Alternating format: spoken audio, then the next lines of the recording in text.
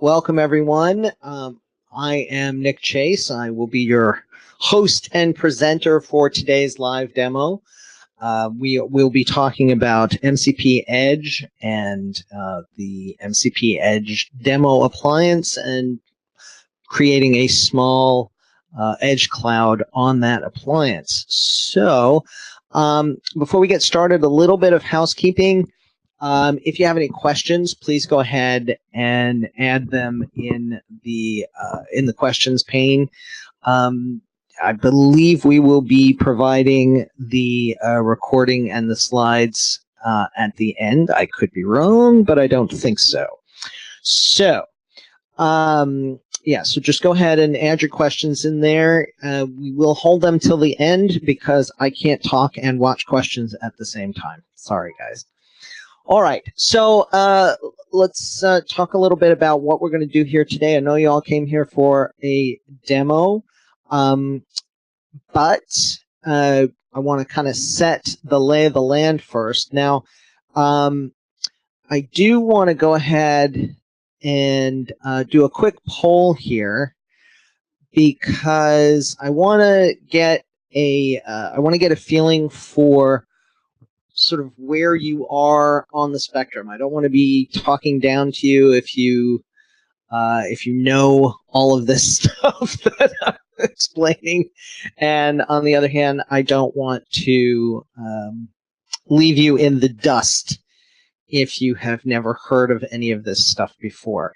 So please just take a minute, pop your answer in, so that I can kind of try and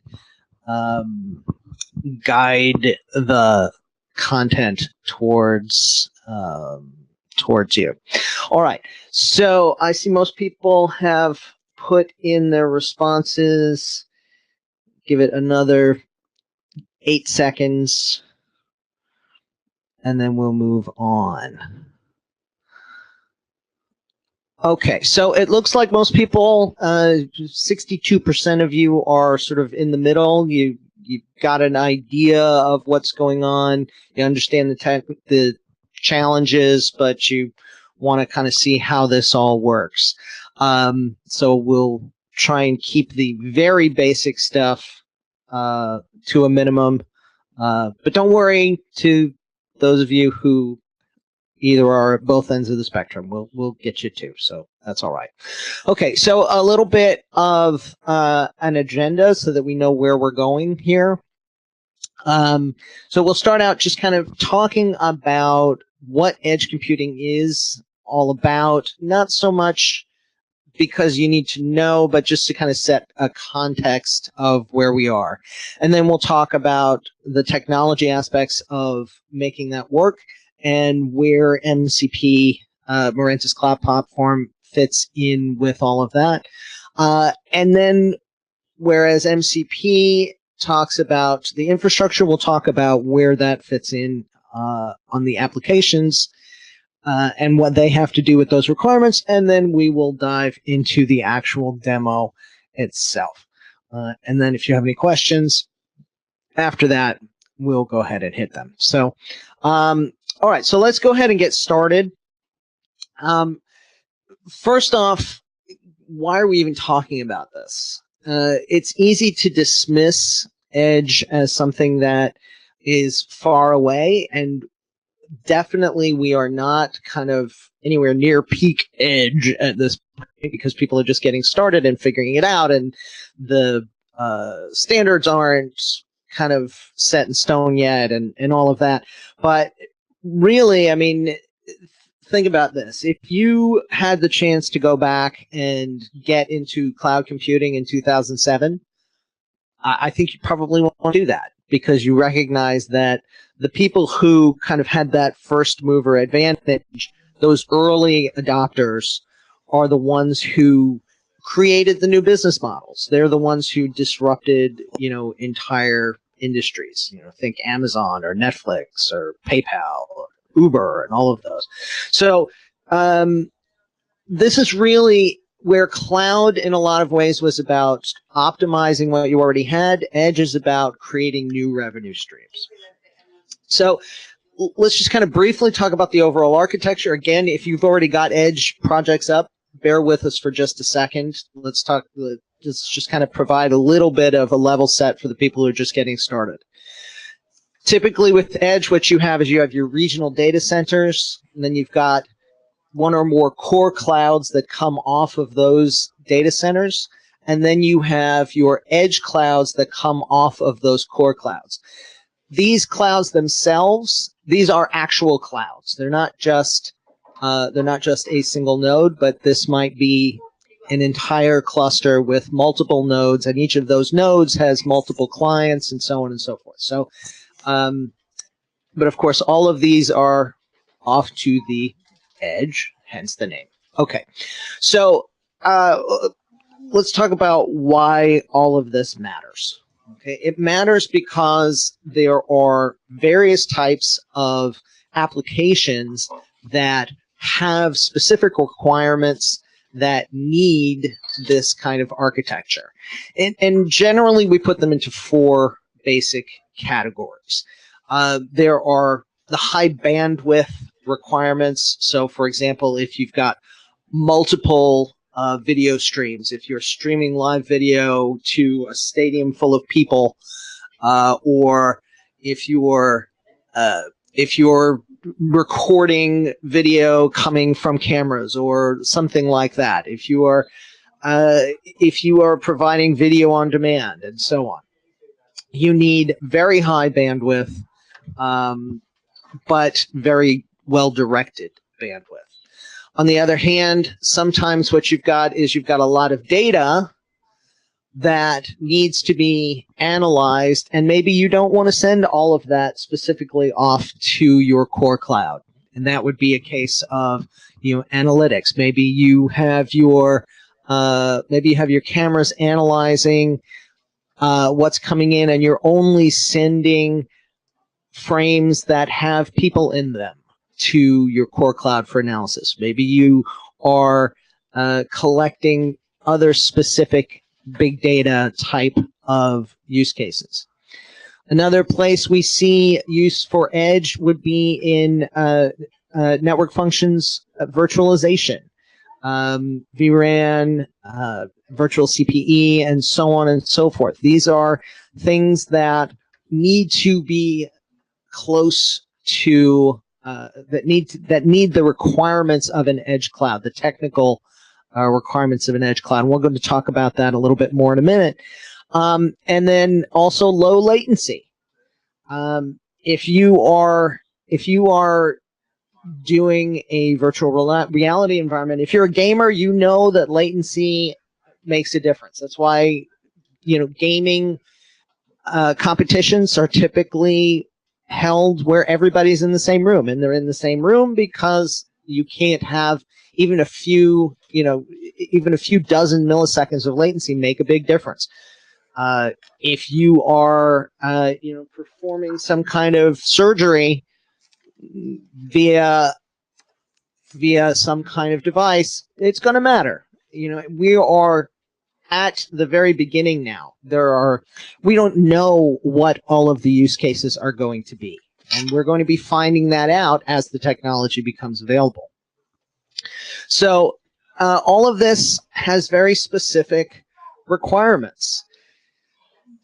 Things like connectivity are obvious. I mean, you've got to have all of your clouds connected in such a way that you can do what you need to do. But you also need to be able to manage all that. If you've got thousands of edge clouds, you certainly don't want to have to manage each one of them individually. You certainly don't want to be sending trucks out to handle that individually.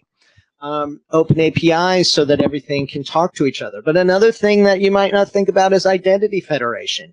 You have to have the ability for a user to move from one edge cloud to another edge cloud without having any knowledge that happened. For example, it's kind of the edge cloud equivalent of driving between cell towers. When you get out of range of one cell tower and your call transfers to another one, you better not know. It needs to just happen. On the other hand, there are specific requirements that go to your application and the footprint. We'll talk about some of those.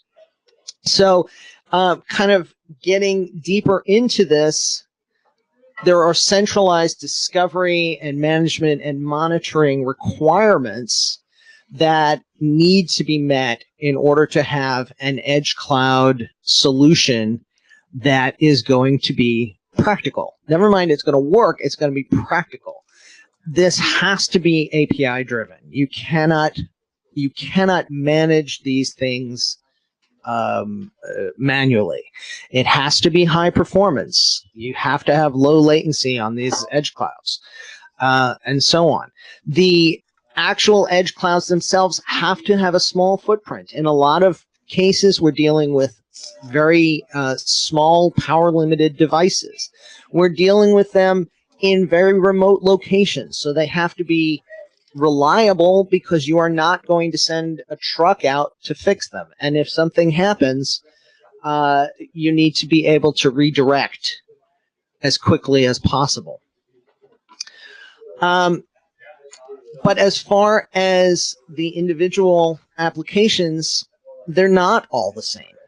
Okay, some require very, very small pieces, very small pieces of equipment, I should say, very, very small clouds, because these are things that are very far on the edge. They're on customer premises, they're in people's phones, and so on and so forth. And these are situations where we need very low latency. We have many, many sites. There's very little space, very little power, very little staff, and so on. And then you get different situations. So some things are, the access network edge. These are a little bit bigger. We're trying to shoot for 1 to 3 milliseconds of latency. That is not a lot, obviously. Maybe we get a little bit higher up on the stack, the aggregation network edge, 3 to 5. Whoops. A little itchy on the trigger finger there. 3 to 5 milliseconds, maybe at the regional point of presence, maybe it's 5 to 10 milliseconds. And then you compare that with cloud. Now you've got something that's much larger, but then you've got much larger amounts of latency. And at this point, you have higher latency, maybe only one site. There's a lot more space and power and staff. Somebody can walk over to the machine and deal with it, and so on. So that's kind of the difference between these edge clouds and traditional cloud. All right, so where does MCP kind of fit into all of this? So let's kind of talk a little bit about that. We talked about centralized management and monitoring. So MCP Edge is, of course, if you'll pardon the expression, a flavor of Mirantis Cloud Platform. Mirantis Cloud Platform, for those who are not aware, basically consists, I think it's in this one here, yes.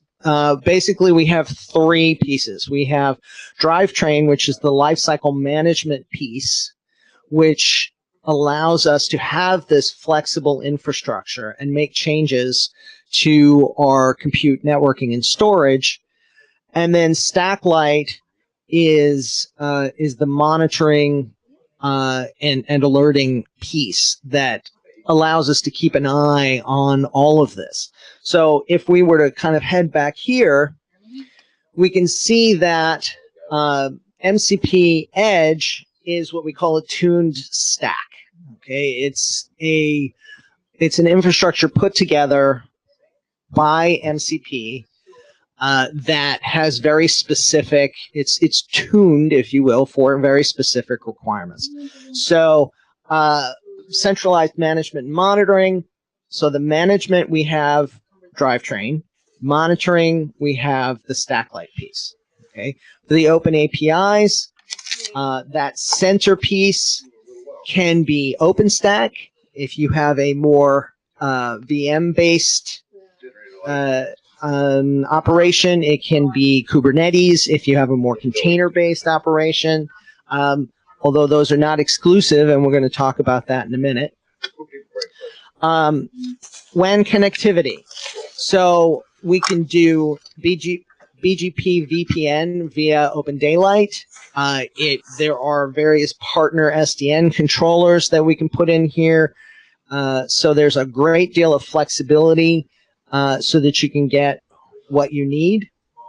And then we talked about identity federation. There is, of course, the federated Keystone Service Catalog that helps with all of that so that these pieces can talk to each other. We talked a little bit about this already. And then the idea here is that you have these multiple edge deployments, and they all are handled by a single management plane, so that you don't have to individually manage all of these, dozens or hundreds of thousands of pieces at the very edge. So we talked a little bit about the fact that there's OpenStack and there's Kubernetes. So now it may seem like if you have all of your pieces in VMs that you need to use OpenStack, but that's not actually true. In fact, the reason that this comes up a lot is particularly if you're using Edge for your NFV pieces, a lot of VNFs are only available as VMs. They haven't been containerized yet. But fortunately, there is a way to run those VM-based pieces, not just on OpenStack, but also on Kubernetes. And that's what we're going to look at in the demo. So a little bit more detail on this piece we showed earlier. So the regional data centers are where we would have your Mano layer, drivetrain, Stacklight, the global SDN controller, and so on. Those all sit in here. You've got your L3 connectivity. And then all of this is handled through Open Daylight or some other SDN controller from various partners. Okay. Again, we have identity federation across these locations. We talked about that earlier. So you've got different service tenants, and it's all handled so that it can be transparent to the user. All right, so talking a little bit about the application itself. So reference architecture flexibility. Again, do we go with a traditional cloud? Do we go with Edge? We don't know what our applications are going to need over the next 10 years, 5 years, 2 years. We don't know.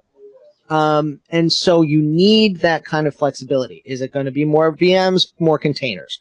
What are the services are you going to require? Are you going to need SRIOV? Are you going to need huge pages? These kind of things. Are you going to need IA? You're going to do ARM? What are you going to need? And so one of the advantages of MCP is that you have that flexibility, and MCP Edge is one of the examples of that. So the idea is that you've got drivetrain, you can push your updates to this Edge-tuned stack, which is sort of the MCP Edge quote-unquote piece, although really it's everything.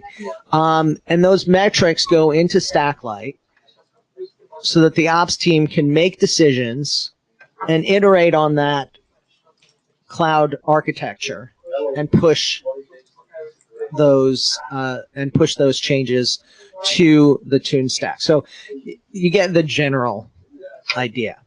So you've got two types of tuned stacks that you can have with MCP Edge. You can have a VM optimized Edge tuned stack. It uses OpenStack. It's got Tungsten Fabric. Otherwise, previously the Fabric previously known as Open Contrail. It's got Ceph storage and so on. If you know you're going to be using mostly containers, you can have Kubernetes with Calico, also Ceph storage. But there's this piece in here, this Vertlet and CNI Genie. This is the piece that's going to allow you to run your VMs directly on Kubernetes. Okay, so the idea here is that Vertlet enables you to have these VMs that are treated like just like regular first-class citizens of Kubernetes. It's just as if it were a regular VM, and CNI Genie enables you to use more than one container networking interface. So you can have SRIOV and Calico running at the same time, and we can also go ahead and combine all this with OpenStack. So just a closer look at how this would all work. So we've got the kubelet, we've got a regular Docker pod, we've got a VM pod, and we can see how these can all play together. And all of this would be controlled from, in this case, Salt. So Salt would be our sort of our orchestration piece. And we're going to see how that all fits together. The actual edge cloud layout in a case like this would be you've got the rack, and you've got your switches, and then you've got various nodes here. So you're going to have one with your Salt master that controls all of this, and maybe you've got 3 Kubernetes masters. They all have Stacklight, and then you've got your compute nodes. Okay, this is in a lot of ways what we are going to be emulating with our demo, which we're going to see in a minute. So our demo, we have vastly simplified this because we wanted something that you could just kind of download and run with. So what we've got is 7 VMs. And the first one is going to be our configuration node. It's going to be our Salt master. And that Salt master was used to set up these additional nodes. So you've got our 3 control nodes, which are Kubernetes masters, which can also host pods. And we've got 3 additional compute nodes. You don't have to start them all up. If you don't have enough resources, you're going to want at least one. But that is the general idea. So let's go ahead and jump into the demo now. If you'll just kind of give me just a minute to get myself together and get my windows correct. Okay, so what we're going to do here is we need a machine to run this on, and in this case it's a bigger machine than I have kind of sitting on my desk. We are going to be running, as you remember, 7 VMs. So we need kind of a big machine. So I'm going to go ahead and I'm going to create, I'm going to use Google Cloud Platform for this. And I just realized I don't have any way to hold this and type at the same time. So hopefully you can hear me well enough. And if you can't, please go ahead and say so in the chat. All right. So now, let's see here. All right. So I'm just going to go ahead and I'm going to create a new machine here. I'm going to call it live demo new. And what we want is we want to make sure that we are using a machine that has the ability to do nested virtualization. Because think about this for a second. We're going to run all this in a VM, and that VM is going to run VMs, and then those VMs are going to run VMs. So we want to make sure that we have nested virtualization set up properly in there. So, so let's go ahead and do that. In order to do that, we need to make sure that we have some of the advanced Intel platforms available. So various regions are going to have different capabilities. Personally, I like to use US Central 1B just because it has Skylake and Broadwell and Haswell, which we're going to need. All right. As far as how big, I'm going to go with this 16 vCPUs and 60 gig of RAM. It's a tiny bit bigger than we need for this, but we're just going to try and make this go a little bit smoother. Now, you do need to create a nested VM base image. This has nested virtualization enabled. If you download the kit which I'll show you at the end, it does have instructions on how to do that. I'm going to skip that part because it's not kind of relevant to what we're doing at the moment. I'm going to go ahead and create. I'm going to put an SSD on this to make it a little faster, and then we're just going to go ahead and create it. All right. Now, in order to run this demo, what we're going to need is VirtualBox. So as soon as this starts up, and you have a number of choices for getting into your VM, you can use this SSH window here for these. I mean, this one hasn't started up yet. There it is now. Personally, I find it more convenient to use my local SSH client, so I'm just going to go ahead and grab this. You do have to have vCloud installed in order to do what I'm about to do, but if you don't have it, that's okay. Just hit the SSH button and you'll be all set. All right, so I'm going to go ahead and log into this machine.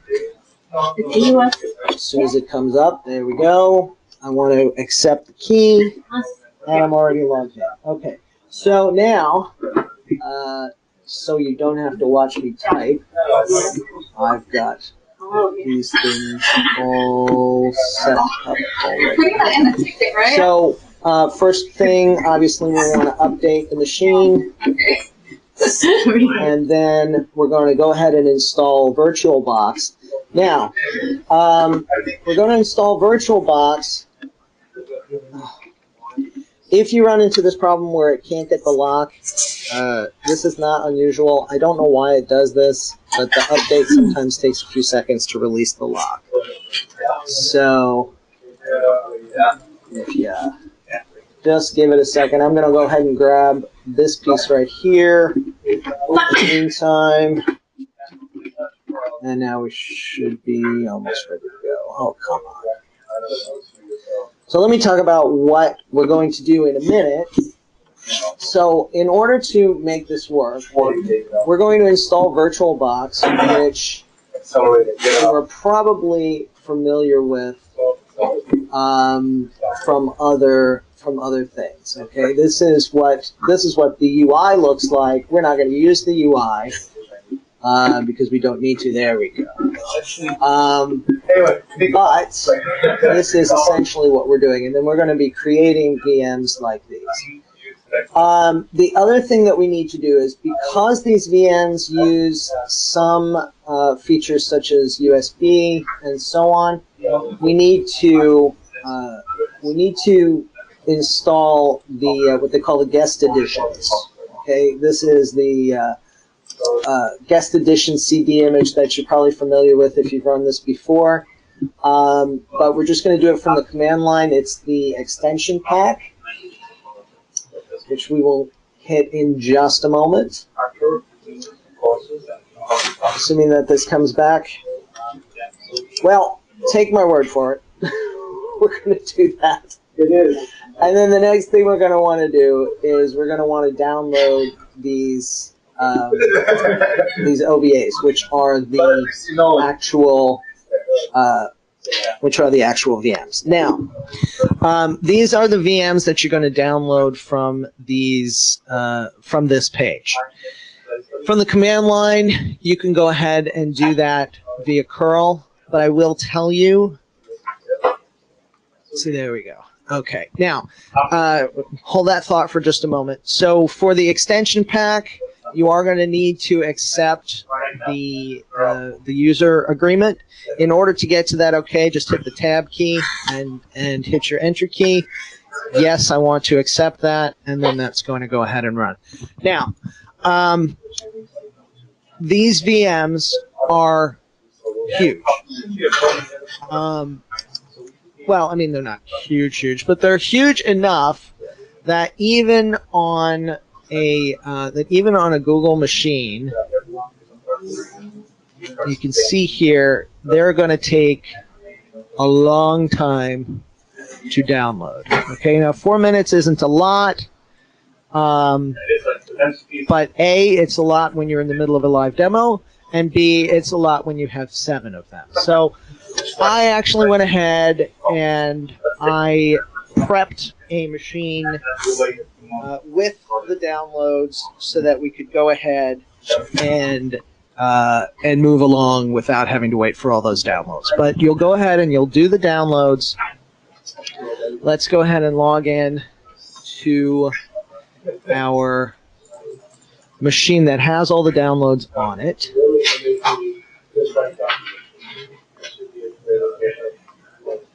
And then we can take a look at what's going on from there.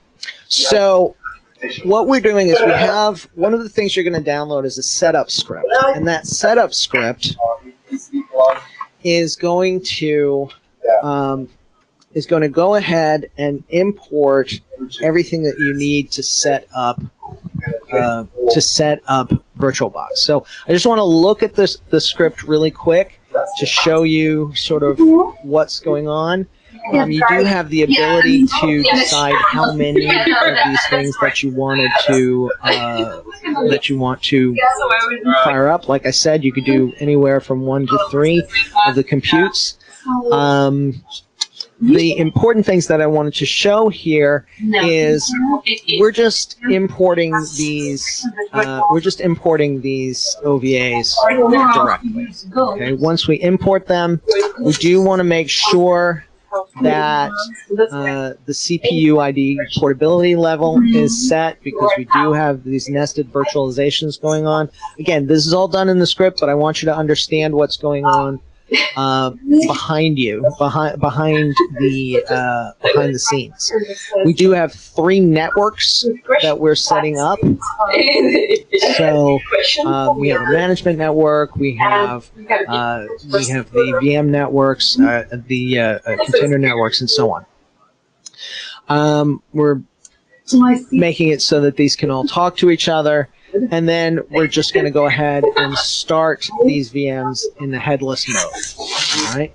So if we were to go ahead and then run the script, set this down again. Yeah, just like 14, and then submit something about how you can't. It's going to go ahead and it's going to run all of these. Unfortunately, as you can see, this is another thing that takes a few minutes. So we're going to skip ahead to a third machine.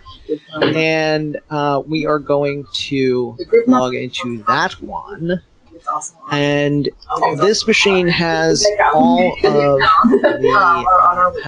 of the VMs already set up.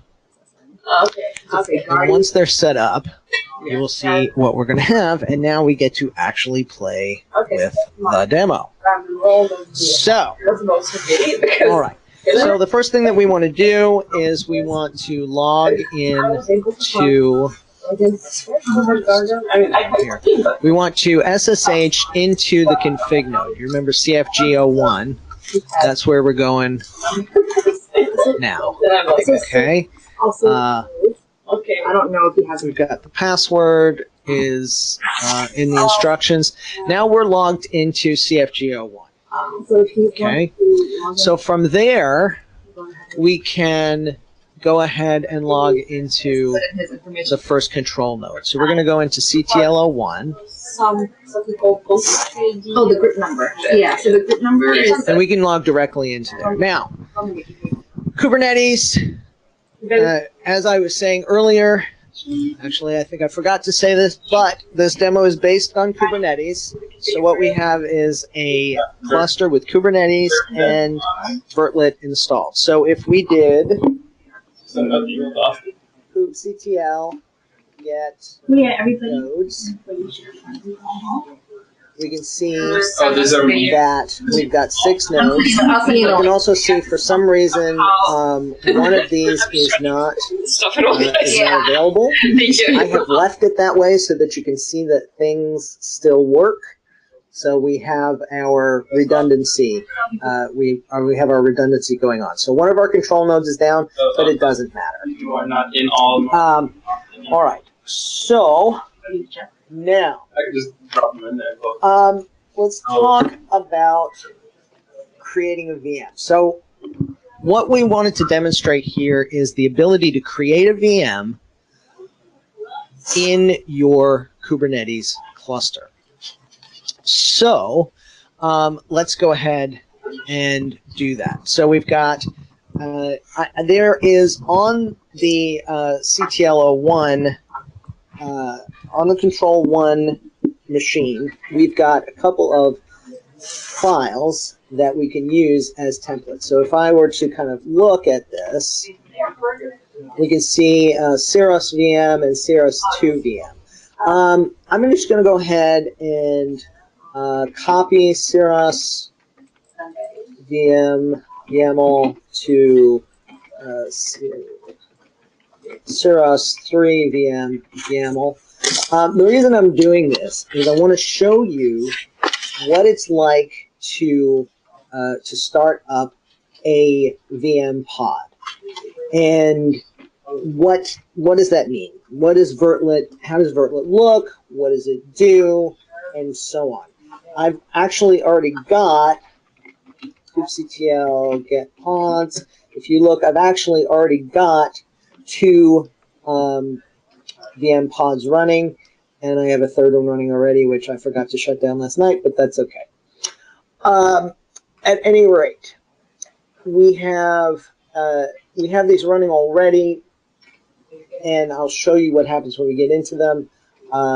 It's another one of those situations where it takes a few minutes to come up, so I wanted to go faster. But let's look at this YAML file, Ceros 3 -VM YAML. All right, so you'll notice here this is a normal pod. That's, as far as Kubernetes is concerned, that's all it is. It's just a pod. We're going to give it a name. Let's call it Ceros VM 3. That's just a normal pod name. Now, the annotations here are what make this a Vertlet-enabled pod. Okay, so we've got the target runtime. So this uses the CRI, the Container Runtime Interface, and in this case, it's Vertlet.cloud. Okay, the Vertlet disk driver, we're going to use VirtIO. You can put in your own SSH key. We're not going to use that. Don't worry about it right now, but you could if you wanted to. You could set the root volume size and so on. And then when you come down to the spec, it's the same type of spec you would have on any other pod. Okay, we are going to set a node affinity because we want to make sure that it's running on a machine that supports Vertlet. But other than that, it's just normal. Okay, so we have our container. We're going to call this one Ceros VM3 also, although it doesn't really matter. The image in this case is Vertlet.cloud Ceros. Okay, Ceros is a main image. Now, if I were going to use, say, another container, let's say I wanted to see, like I have this Vios container that I wanted to, if I wanted to start this up as a Vertlet pod, what I can do is I can first of all create a QCOW2 version of it. This is the same as we would use in OpenStack. And the way that I would note this is the publicly available link. Notice it is an HTTPS link. It has to be HTTPS. And then I would just take this part of the URL, and I would put that. Oh, where are we? Here we are. And I would put that after the slash here. So I would say, I would put it there. Okay, now that's not actually what I want right now because I just want Saros, but that was the general idea. So, okay, go ahead and fix that. Okay, so image pull policy, if not present, that's not unusual. We do need TTY and standard in order for us to attach to it. Resource limits, these are normal pod things. There's nothing unusual about this. And that's the whole point, is this VM is going to be treated like a normal first-class citizen of Kubernetes. So I'm going to go ahead and save this. Okay, and then if I do kubectl, set this down again, create -f Saros 3 vm.yaml, and then if I were to kubectl get pods, at least as soon as that comes back.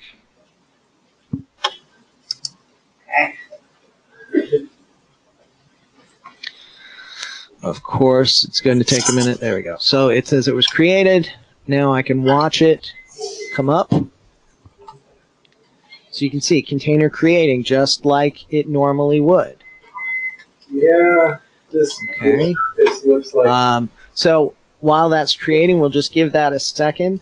I want to look here. We have a normal Nginx container. This is a typical container. In fact, I'll start up another one. Let's go to my cheat sheet here to make so you don't have to watch me type. Let's make this Nginx 2.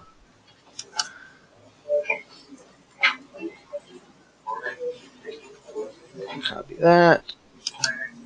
I'm going to go ahead and start this up. So here, if you look, it's just regular running an Nginx container. There is nothing special about this. It is a typical container. So I'm going to go ahead and start that up.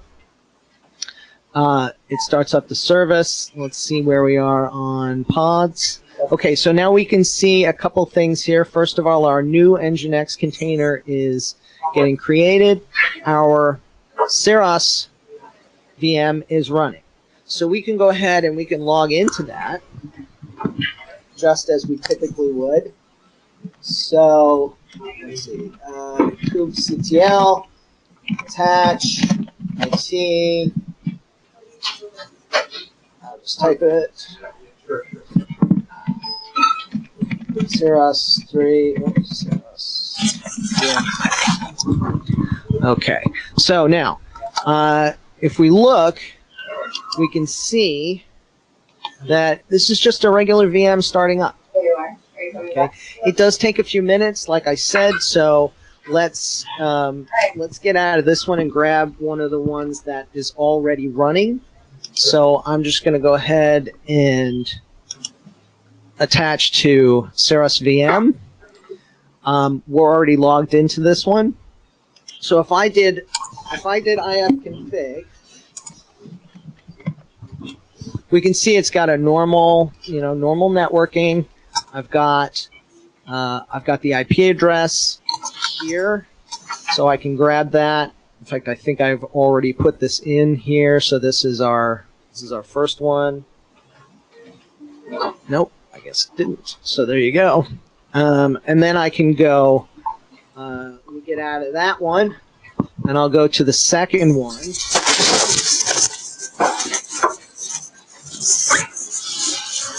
And do ifconfig on that one.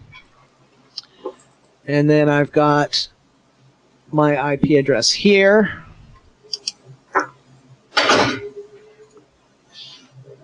Okay. So now, I can go ahead from my second VM, I can go ahead and ping the first one. You can see we've got a result there. I can do the same in the other direction. So if I went to the first one, I can ping the second one.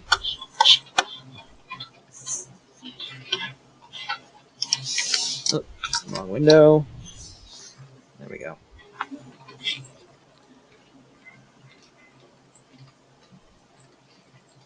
Okay, so we see that works. And then our last thing is we wanted to verify that we could talk to a container. So let's see. Totally. kubectl.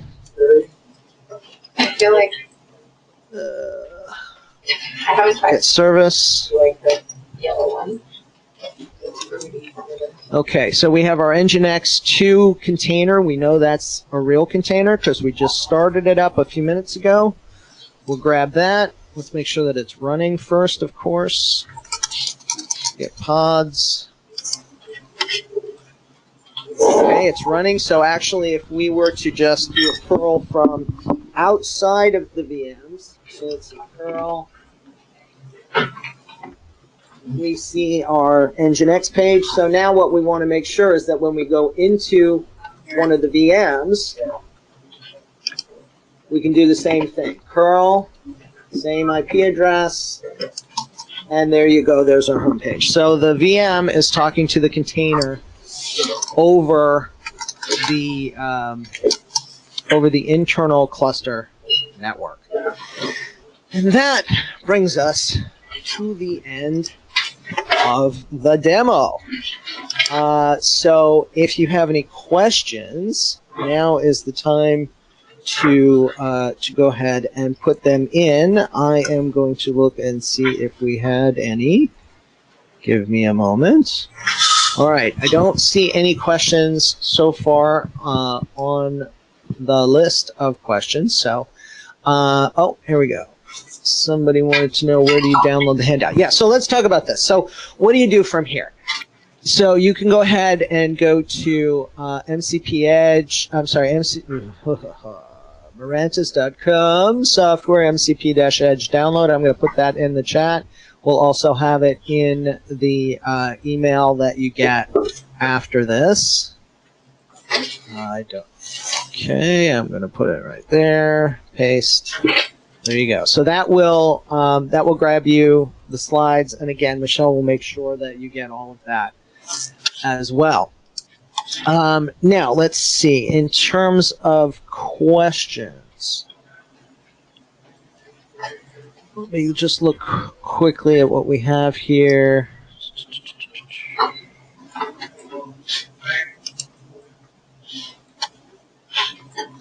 Okay, so now we do have 3 questions from one gentleman who is asking some very good questions that I, unfortunately, do not have the answer to. And they are questions regarding support for OpenID, OAuth, and Kerberos security. I believe that they are supported, but I am not going to make a definitive statement there because I don't know the answer. So what I'm going to do is make sure that you guys get the answers to all of these questions in an email that comes from that comes with the instructions and all of that stuff.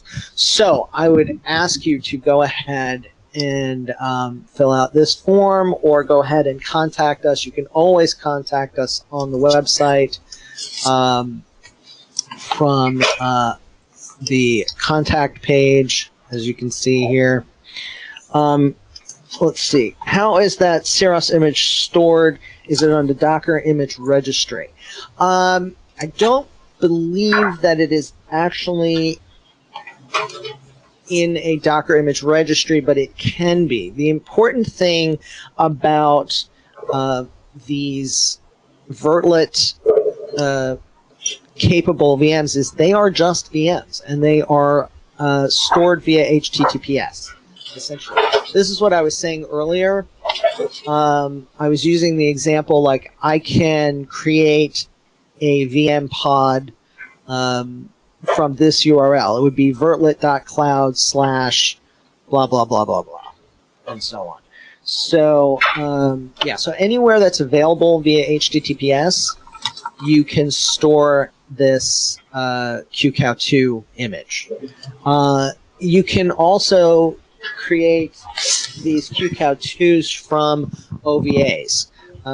So, for example, this specific image, you may have noticed when I was showing you the VirtualBox, I created this by installing VIOS in VirtualBox. I saved it as, I exported it as an OVA, and then I converted that to a QCOW image. So, and then there are instructions for doing that. And if anybody wants those, we can go ahead and get that.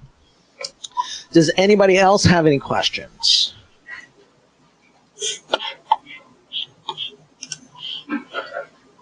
Okay.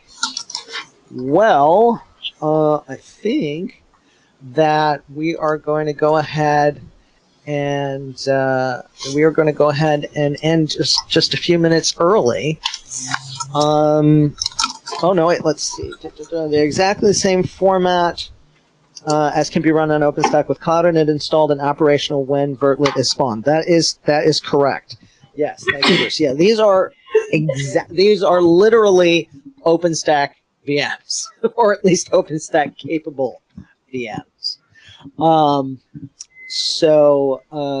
Yes, that is definitely the case. So, any other comments or questions? Going once.